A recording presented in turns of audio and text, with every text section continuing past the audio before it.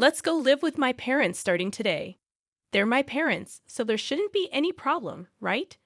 My husband surprised me with this idea out of the blue. I was shocked and almost cried because I never expected it. Isn't this too sudden?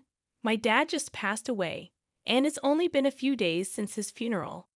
I'm still grieving his loss after he fought a long battle with illness. Despite all the sadness from the funeral, my husband decided we should leave our home. We headed to a villa my dad left for me. When we got there, I found out my in-laws were already there, staying in the villa. My name is Natalie, and I'm 33 years old.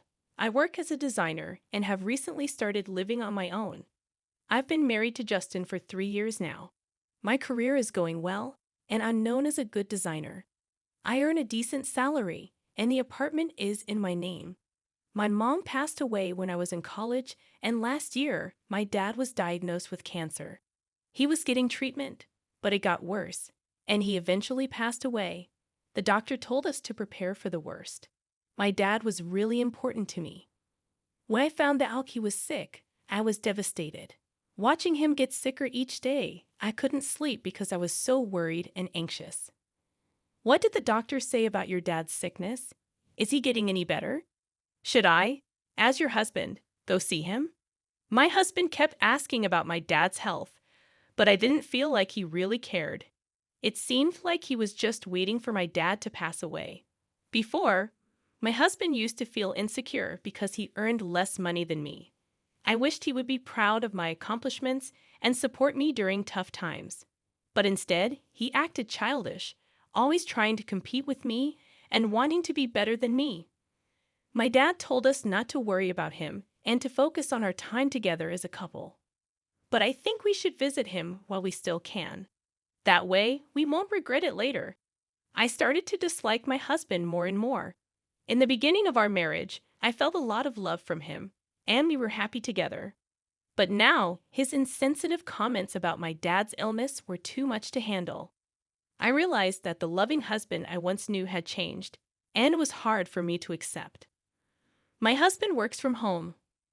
I planned to work from home too after becoming independent, but he said having someone around distracted me, so I rented a small office and started commuting. Even though the hospital was nearby for me, my husband stayed home all day, leaving all the chores for me to do. I had to juggle work, taking care of my dad, and coming home tired to find a mess my husband made in dishes he hadn't cleaned. He only cared about himself and didn't consider my feelings. Living with him made me realize how little he understood me, and I felt very lonely. After my father passed away, we had already sold our family home as we had discussed with him before. I was busy with funeral preparations until we headed to the funeral hall. But my husband seemed more focused on phone calls or disappearing than helping me. Justin, please help me, especially now. I pleaded with him, but he brushed it off, saying he had work calls to attend to. My frustration with my husband grew as he seemed distant and disinterested during this tough time. His attitude had changed, and he appeared colder than before, leaving me feeling even more sad and isolated. On the day of the funeral, he spent a lot of time chatting with his parents, and their smirks and the looks from others made me feel even more alone. Despite the smooth handling of the funeral procedures, my husband suddenly suggested that we move in with his parents.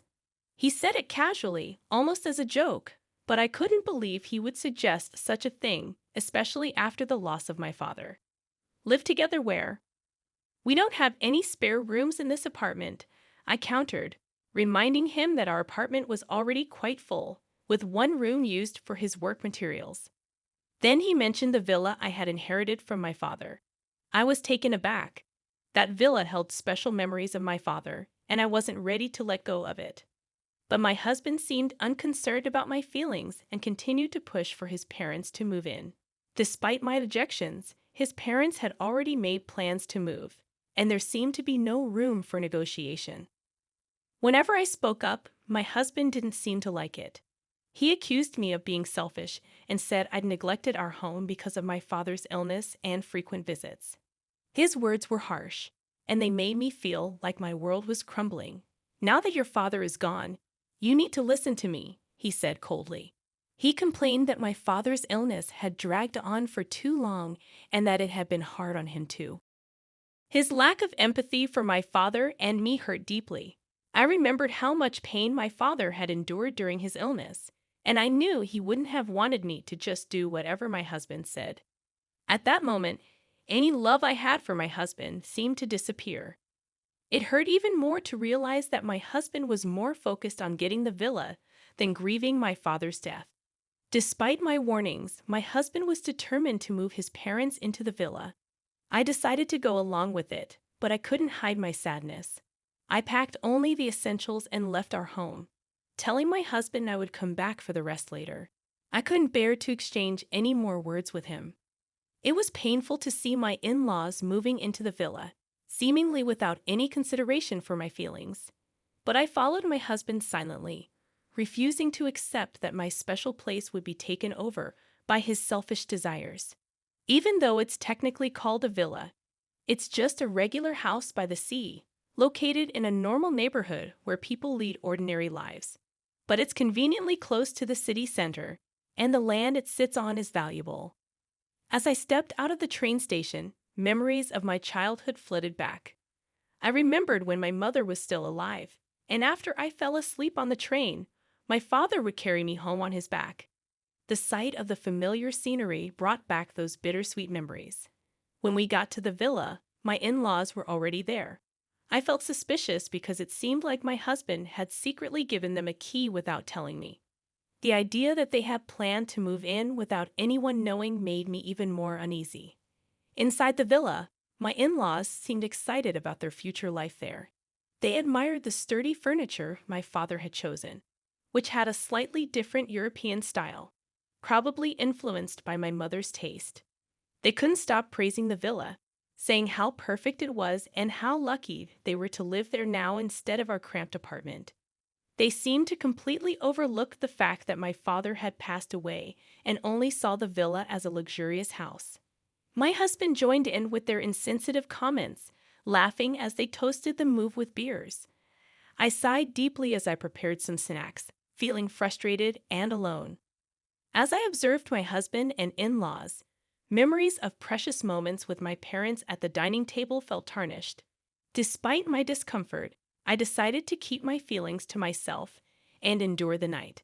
However, the next morning, the peaceful atmosphere of the villa was shattered by my mother-in-law's loud scream. I quickly realized something must have gone wrong.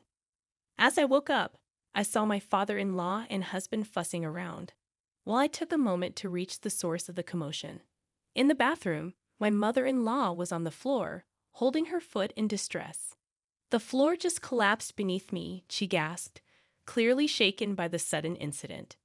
My husband and father-in-law didn't seem to understand what had happened, insisting that the floor looked fine. They checked the spot she pointed to, but the floorboards appeared smooth and undamaged. Despite this, my mother-in-law was convinced that the floor had given way. Seeing their confusion, I suggested, "Have you tried stepping on that part of the floor with a slightly different color?" All three of them were taken aback and focused their attention on that spot. Stepping forward, I used my slippered foot to press on the differently colored section. Well, what was that? The floorboard made a clear sound and slightly sank when I stepped on it, but it snapped back into place the moment I lifted my foot. If someone stepped on it unknowingly, they'd surely think the floor had collapsed. See, the floor sinks a bit. It's kind of like a trap. Wait, that's dangerous. Is there something wrong with this house? My explanation seemed to surprise and worry them. I calmly clarified, "It's not a problem with the house. My father intentionally installed it like this." "Why on earth would he do that?" they asked, puzzled. "It's a feature of what you might call a mechanical mansion or a trick house. You see, my father was a big fan of ninjas. This villa was his pride and joy, and he loved adding all sorts of clever mechanisms to it. As a child, I often watched him work on the house, adjusting its mechanisms or adding new ones. That's why there are traps and clever mechanisms all over the villa. A shelf you shouldn't touch, a floorboard that drops when stepped on, a door that only opens in a specific way, hidden doors, and even secret rooms.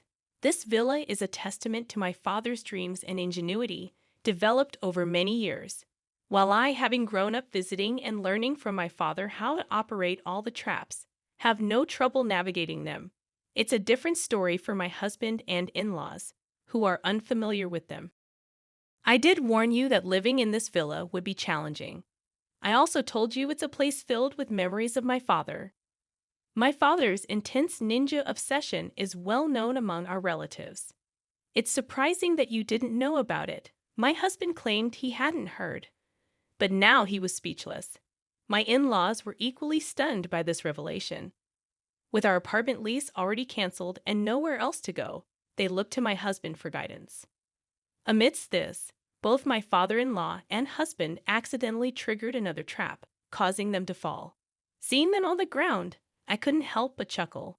"Feel free to stay as long as you like," I said, though my tone was more sarcastic than sincere. They had been dazzled by the villa's luxury, ignoring my warnings and showing no interest in my father's hobbies. Now, their oversight was catching up to them. Even explaining the dangers of the traps fell on deaf ears. "This isn't a big deal. We'll get used to it," my husband responded confidently. Acknowledging his comment, I said, "I'll head back to the apartment to prepare for our move." However, in reality, I had no moving preparations. I planned to take a few days off and spend time sorting through my father's belongings. As expected, after just 2 days, my husband and in-laws had had enough. During that brief time alone, I found comfort in solitude and began to see things in a more positive light, making plans for my future. Before long, my father's villa became a small tourist attraction in the neighborhood. It was regularly featured in local newsletters as the trick mansion hidden in our residential area. When the villa was occupied, curious people would come to visit, drawn by the intriguing tricks. Looking back, I remembered seeing strangers touring the villa and local kids playing around, making it a lively spot. My father had listed both the villa's and our old home's phone numbers in the newsletters. However, since our family home was sold and it's numbered inactive, all inquiries came to the villa's number.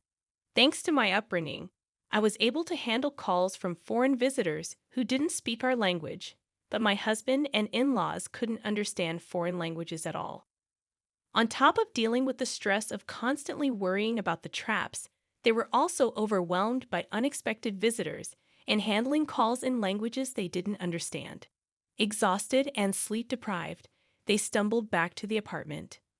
"Why don't we all live in this apartment together?" Think about it. They had hoped for my father's passing to take over the villa, only to give it up after just 2 days. Instead of offering them tea, I handed my husband the divorce papers, already filled out and stamped. "There's no way we can live together from now on. If you understand, please leave quietly," I said with a deep sigh. My main reason was that I couldn't forgive him for disregarding my feelings and acting insensitively without discussing it with me or giving any explanation. My husband had made the decision for us to live with his parents, and he had never shared household responsibilities with me before. He left all the chores to me and seemed indifferent to my feelings. He acted selfishly and secretly decided to move in with his parents. I couldn't see myself continuing to live with someone like that. "What happened? You used to love me, right?" My husband's question, filled with his usual cluelessness, made me laugh. "Do you think I could love someone who wished for my beloved father's death and would rejoice when he passed?" I handed him the divorce papers and drove the 3 of them out of the apartment. "First of all, this is my apartment. If anyone has a problem, it should be you leaving." My husband raised his voice, not caring about the neighbors, but I stayed calm. "Natalie, I'll call the police for trespassing. If you don't want that, leave quietly. Remember, this apartment is under my name." Their silence followed my words. They depended on me financially and had little of their own. However, I had already decided to cut ties before they could try to persuade me otherwise. Neither my husband nor my in-laws had much in savings. After being kicked out of the apartment and unable to return to the villa, they now live in a cheap, low-quality apartment and are struggling to make ends meet. The previous apartment was better. This was a sentiment my husband and in-laws often repeated. At first, my husband felt guilty and apologized frequently. However, as time passed, he became increasingly resentful of his parents. They were rarely able to hold down jobs due to their age, and when they did work, it didn't last long. Eventually, they depleted their savings and pension with each move, leading to constant arguments and a strained family relationship. The walls of the apartment were thin, so their daily quarrels were easily heard by neighbors. Even when they received noise complaints, they didn't apologize. Instead, they reacted defensively, causing them to become disliked by their neighbors. It seemed like they might need to find a new place to live soon. While my husband used to enjoy working from home, the current apartment didn't provide the luxury of a dedicated workspace. Unable to focus on his job, his reputation and sales suffered. Now, he barely makes ends meet with a late-night convenience store job and may need to consider taking on multiple part-time jobs. The in-laws realized their biggest mistake was allowing their son to control their decisions. In their frequent arguments, my husband and in-laws often blamed the villa's traps. If you had been more responsible, we wouldn't be in this situation. You should have checked properly. Don't blame me now. She's the one who kept important things secret. Shut up. If you had communicated properly with your father, this wouldn't have happened. I never imagined we'd end up like this because of our son. Yet they had always wished to inherit the villa and were overjoyed when my father passed away. I will never forget that. After the divorce, I made significant strides in my career as a designer. To cope with my father's death and all these events, I created designs incorporating ninja elements and shared them on social media. Their popularity grew rapidly, and one day, a major cosmetics company reached out to me. To my surprise, they wanted me to design packaging with an Asian touch, incorporating ninja elements. I felt this work would honor my father's cherished memories. Of course, I eagerly accepted the project and poured myself into it. In the end, it was a huge success. This opportunity catapulted my career forward, allowing me to share joyful updates at my parents' graves. I've kept the mechanical house, preserving it as a special place filled with memories of my father. I began organizing tour schedules and, with a few adjustments, transformed it into a space where both tourists and local children could enjoy for free. Soon, the house garnered significant media attention, bringing in much-needed income to cover ongoing expenses. Additionally, online articles about the house were translated into foreign languages, garnering support from international fans, including elderly individuals who shared my father's passion for ninjas. I'm committed to maintaining this magical place for years to come. Meanwhile, the mechanical house remains a bustling hub of activity, particularly popular among local children. Is this the legendary mechanical house I've heard about? Where are the tricks? Show us! With the help of local volunteers, precautions are taken to ensure the children play safely. Foreign tourists are often amazed by features like the hidden floorboard doors. Wow, this is incredible. I'm so moved to experience such a unique place. What other tricks are here? Despite losing my father and going through a divorce over the inheritance of the villa, I believe the gains have outweighed the losses. The villa has transformed into a memory-filled destination shared with loved ones. Personally, I've undergone a profound transformation, moving forward with renewed optimism and hope.